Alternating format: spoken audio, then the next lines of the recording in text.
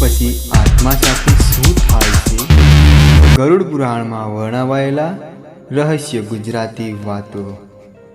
મિત્રો, શું તમે ક્યારેય વિચાર્યું છે કે જ્યારે માણસનો છેલ્લો શ્વાસ પૂરો થાય છે ત્યારબાદ શું થાય છે? શું આત્માનો અંત આવી જાય છે કે પછી એક નવી યાત્રા શરૂ થાય છે? ગરુડ પુરાણમાં ભગવાન વિષ્ણુ અને ગરુડજી વચ્ચેના સંવાદમાં મૃત્યુ પછીની યાત્રા વિશે અનેક ધાર્મિક માન્યતાઓનું વર્ણન કરવામાં આવ્યું છે. આ વિડીયોમાં અમે એ માન્યતાઓને સરળ ગુજરાતી ભાષામાં જણાવીશું. આ વિડીયો કોઈને ડરાવવા માટે નથી, પણ આપણા શાસ્ત્રોમાં વર્ણવાયેલા વિચારોને સમજવા માટે અને અંતમાં એક એવો સંદેશ છે જે કદાચ જીવનને જોવાની તમારી દૃષ્ટિ બદલી શકે છે. તો મિત્રો, વિડીયોને અંત સુધી જોતા રહેજો. મિત્રો, આપણને 5 ભાગમાં વાત કરીશું અને એ 5 ભાગ છે: આત્મા શું છે, ગરુડ પુરાણનો પરિચય અને મૃત્યુ પછીની યાત્રાની શરૂઆત. ભાગ 2, ધાર્મિક માન્યતા મુજબ આત્માની આગળ યાત્રા અને કર્મનું મહત્વ. ભાગ 3, સારા અને ખરાબ કર્મના ફળ વિશે ગરુડ પુરાણમાં શું વર્ણવાયેલું છે. ભાગ 4, જીવન માટે મળતા સૌથી મોટા પાઠ અને માનવનું જીવનનું મહત્વ. ભાગ 5, ભાવાત્મક સપમાન જીવનમાં સારા કર્મ કેમ જરૂરી છે. મિત્રો, આ દુનિયામાં જન્મ લેનાર દરેક વ્યક્તિને એક દિવસ આ દુનિયા છોડીને જવું પડે છે. પણ શું તમે ક્યારેય વિચાર્યું છે કે જ્યારે માણસનો છેલ્લો શ્વાસ પૂરો થાય છે ત્યારબાદ શું થાય છે? શું બધું જ ત્યાં ને ત્યાં સમાપ્ત થઈ જાય છે કે પછી એક નવી અને અજાણી યાત્રા શરૂ થાય છે? ગરુડ પુરાણમાં ભગવાન વિષ્ણુ અને ગરુડજી વચ્ચેના સંવાદમાં મૃત્યુ પછી યાત્રા વિશે અનેક ધાર્મિક માન્યતાઓનું વર્ણન મળે છે. આ વિડીયોમાં આપણને એ માન્યતાઓને સરળ ગુજરાતી ભાષામાં જાણીશું. નોંધ: આ વિડીયોમાં જણાવાયેલી વાતો ગરુડ પુરાણમાં વર્ણવાયેલી ધાર્મિક માન્યતાઓ પર આધારિત છે.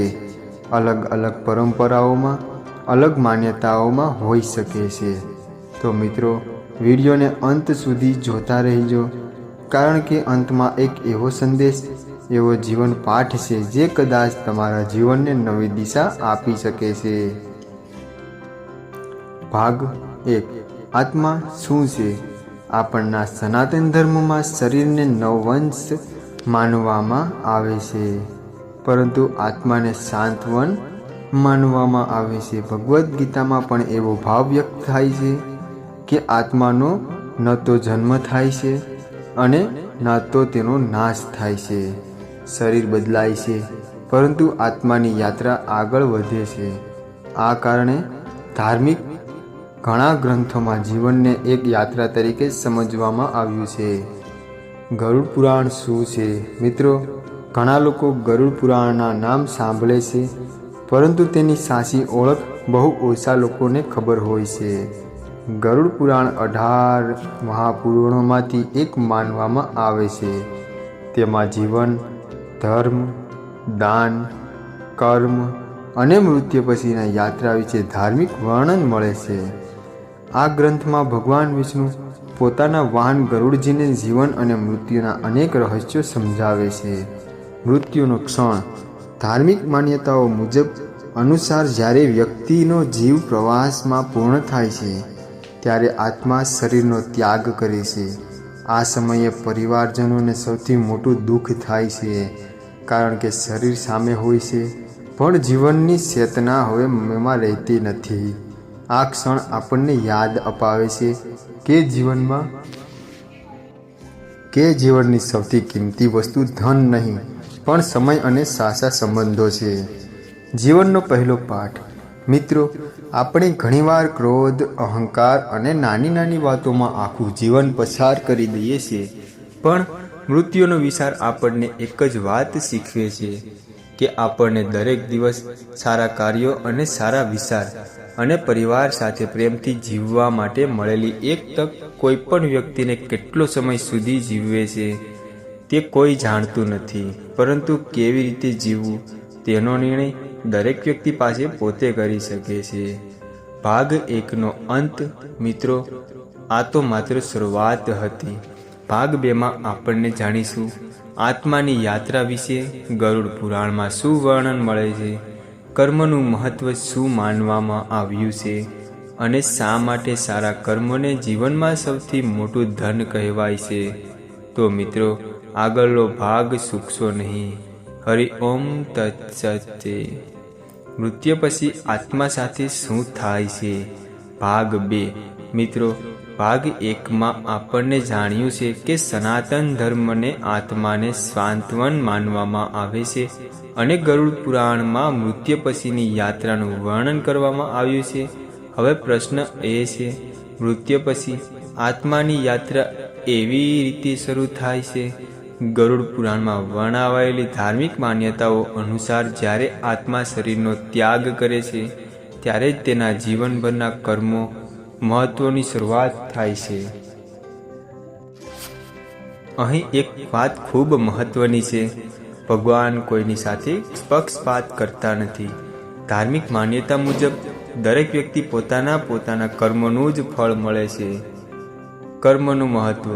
મિત્રો, ઘણા લોકો એવું વિચારે છે કે ધન, પદ અથવા શક્તિ જ જીવનમાં સૌથી મોટી વસ્તુ છે, પરંતુ આપણના શાસ્ત્રોમાં કહેવાય છે કે માણસની સૌથી મોટી સંપત્તિ તેના સારા કર્મો છે. કારણ કે ધન, ઘર, જમીન અને સંપત્તિ આ બધું દુનિયામાં જ રહી જાય છે, પરંતુ આપણે કરેલા સારા કર્મ અને ખરાબ કર્મો આપણની સાથે રહી જાય છે. એવો ભાવ ધાર્મિક ગ્રંથોમાં વ્યક્ત કરવામાં આવ્યો છે. જીવનને એક પરીક્ષા છે. કલ્પના કરો, જો તમને ખબર હોય કે આજે કરેલું દરેક કાર્ય એક દિવસ તમારી સામે આવશે, તો શું તમે કોઈનું દિલ દુભાવશો? શું તમે છેતરપિંડી કરશો? શું તમે ખોટું બોલશો?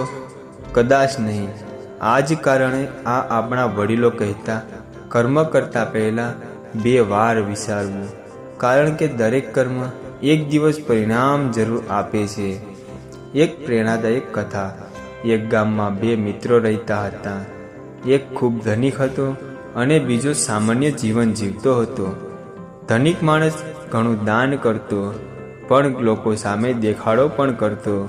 બીજો માણસ ગરીબ હોવા છતાં શાંતિથી જરૂરિયાતમંદોને મદદ કરતો. એક દિવસ એક સંત ગામમાં આવ્યા. બંનેએ સંતને પૂછ્યું, અમારાથી સાસો પુણ્ય કોને મળશે? સંતે સ્મિત કરી બોલ્યા, ભગવાનને દાનની રકમ નથી જોતો, દાન પાછળનો ભાવ જુએ છે. મિત્રો, આ કથા આપણને શીખવે છે કે સારા કર્મ દેખાડા માટે નહીં, પણ નિસ્વાર્થ ભાવમાં કરવા જોઈએ. જીવનનો બીજો પાઠ. મિત્રો, જો જીવનમાં સાચી શાંતિ જોઈએ તો દરરોજ 3 કામ જરૂર કરો. પ્રથમ કામ, કોઈનું દિલ ના દુભાવવું, એનો પ્રયત્ન ન કરવો. બીજું, જરૂરિયાતમંદોને શક્ય હોય તેટલી મદદ કરો. ત્રીજું, દરરોજ ભગવાનનો આભાર માનો. આ 3 આદતો માણસને અંદરથી સમૃદ્ધ બનાવે છે. ભાગ 2નો અંત. મિત્રો, હવે સૌથી રસપ્રદ ભાગ આવવાનો છે. ભાગ 3માં આપણને જાણીશું ધાર્મિક માન્યતાઓ મુજબ સારા અને ખરાબ કર્મોનું ફળ કેવી રીતે સમજવામાં આવ્યું છે અને શા માટે આપણા વડીલો હંમેશા સત્ય અને સદાચારના માર્ગ પર ચાલવાની સલાહ આપતા. ભાગ 3. મિત્રો, અત્યાર સુધી આપણને જાણ્યું છે કે ગરુડ પુરાણમાં આત્માને સ્વાંતમાન માનવામાં આવે છે અને કર્મને જીવનનું સૌથી મોટું ધન કહેવામાં આવે છે. હવે પ્રશ્ન એ છે, શું દરેક આત્મા યાત્રા એકસરખી હોય છે? ધાર્મિક માન્યતાઓ અનુસાર એનો જવાબ છે ના. એવું માનવામાં આવે છે કે માણસમાં જે કર્મ કર્યા હોય તેના આધારે તેની યાત્રા અલગ હોઈ શકે છે. સારા કર્મનું મહત્વ. મિત્રો, કોઈ વ્યક્તિ હંમેશા સત્ય બોલે, માતા પિતાનું સન્માન કરે, જરૂરિયાતમંદોને મદદ કરે અને કોઈનું ખરાબ ન વિચારે, તેઓ આ સારા કર્મોને તેના જીવનને જ નહીં પણ સમાજને પણ સુંદર બનાવે છે. પણ આપણા શાસ્ત્રોમાં સંદેશ એ નથી કે માત્ર પૂજા કરો, પરંતુ પૂજા સાથે સારા કર્મ કરો, કારણ કે ભગવાનને માત્ર શબ્દોથી નહીં પણ આપણા કર્મો પ્રિય હોય છે. ખરાબ કર્મોથી શું શીખવવું? ધાર્મિક ગ્રંથોમાં લોભ, અહંકાર, ક્રોધ, ઈર્ષા અને છેતરપિંડી દૂર રહેવાનો ઉપદેશ આપવામાં આવ્યો છે. આનો અર્થ ડરાવવાનો નથી, પણ સમજાવવાનો છે કે આવા સ્વભાવથી સૌથી પહેલાં આપણને પોતાનું મન શાંત બનાવે છે. જે વ્યક્તિ બીજાના દુઃખને આપે છે તે પોતે પણ સાચી શાંતિથી જીવી શકતો નથી. આથી જીવનમાં પ્રેમ, દયા અને ક્ષમાને સૌથી મોટું સ્થાન આપવામાં આવ્યું છે. એક પ્રેરણાદાયક કથા. એક સંત વૃદ્ધ નદી કિનારે બેઠા હતા. ત્યારે એક યુવાન તેમની પાસે આવ્યો અને પૂછ્યું, મહારાજ, જીવનમાં સૌથી મોટું પુણ્ય શું છે? સંતે સ્મિત કરી કહ્યું, આજે ઘરે જા અને આખો દિવસ કોઈ એક વ્યક્તિના ચહેરા પર સ્મિત લાવવાનો પ્રયત્ન કર. યુવાને એમ જ કર્યું. સાંજે તે ફરી સંત પાસે આવ્યો. તેના ચહેરા પર એક અનોખી શાંતિ હતી. સંતે કહ્યું, જુઓ, જ્યારે તમે બીજાને સુખ આપો છો ત્યારે સૌથી પહેલાં તમારું મન સુખી બને છે. મિત્રો, આ જ સારા કર્મોનું સાચું ફળ છે. જીવનનો ત્રીજો પાઠ. જો આપણને ઈચ્છીએ કે આપણનું જીવન અર્થપૂર્ણ બને તો દરરોજ આ 5 વાતો યાદ રાખવી. સત્ય બોલવું, વડીલોનો આદર કરવો, જરૂરિયાતમંદોને મદદ કરવી, કોઈની નિંદા ન કરવી, ભગવાનનો આભાર માનવો. આ 5 આદતો માણસને અંદરથી સમૃદ્ધ બનાવે છે. સૌથી મોટું રહસ્ય. મિત્રો, ઘણા લોકો પૂછે છે મૃત્યુ પછી શું થશે? પણ આપણના ઋષિઓએ એક સુંદર વાત કહી છે. મૃત્યુ પછી શું થશે તેની ચિંતા કરતાં જીવનમાં આજે શું કરવું એ વધુ મહત્વનું છે. કારણ કે આજનું સારું કર્મ આવતીકાલનું સુંદર જીવન બનાવે છે. અને સાચો ધર્મ એ જ આપણને જીવતા માણસને પ્રેમ આપીને તેની સેવા કરીએ અને સત્યના માર્ગ પર ચાલીએ. મિત્રો, હવે આપણને આગળના ભાગ 4માં આપણે જાણીશું મૃત્યુનો ડર કેવી રીતે દૂર કરાઈ શકાય, જીવનના સાચા અર્થમાં સફળ કેવી રીતે બનવું અને ગરુડ પુરાણમાંથી મળતા એવા જીવન પાઠ જે દરેક વ્યક્તિને ઓછામાં ઓછા એક વખત જરૂર સાંભળવા જોઈએ. તો ભાગ 4. મિત્રો, અત્યાર સુધી આપણે ગરુડ પુરાણમાં વર્ણવાયેલી કેટલીક ધાર્મિક માન્યતાઓ વિશે જાણ્યું. આત્માની યાત્રા, કર્મનું મહત્વ અને સારા જીવનનો સાચો અર્થ.